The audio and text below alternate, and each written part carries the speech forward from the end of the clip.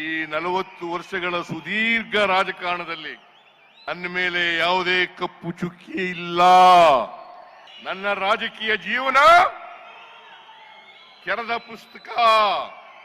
ನಾನು ಇಷ್ಟೆಲ್ಲ ಅಧಿಕಾರ ಸಿಕ್ಕಿದ್ರು ಕೂಡ ಆಸ್ತಿ ಮಾಡ್ತಕ್ಕಂಥ ವ್ಯಾಮೋಹ ಬರಲಿಲ್ಲ, ನನ್ನ ಕುಟುಂಬಕ್ಕೆ ಬರಲಿಲ್ಲ. ನನ್ನ ಧರ್ಮಪತ್ನಿ ಹೆಂಡತಿ ಪಾರ್ವತಿ ಯಾವತ್ತೂ ಕೂಡ ಸಾರ್ವಜನಿಕ ಸಭೆಗಳಿಗೆ ಬಂದಿಲ್ಲ. ಮಂತ್ರಿ ಆಗಲಿ ಮುಖ್ಯಮಂತ್ರಿ ಆಗಲಿ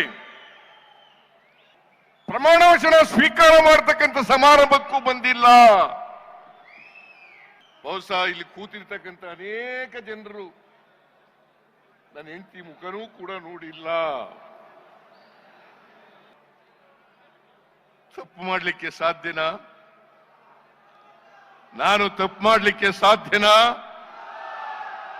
ಈ ರಾಜ್ಯದ ಜನರಿಗೆ ದ್ರೋಹ ಮಾಡಲಿಕ್ಕೆ ಸಾಧ್ಯನಾ? ದ್ರೋಹ ಮಾಡಲ್ಲ, ಮಾಡಿಲ್ಲ, ಮಾಡೋದು ಇಲ್ಲ.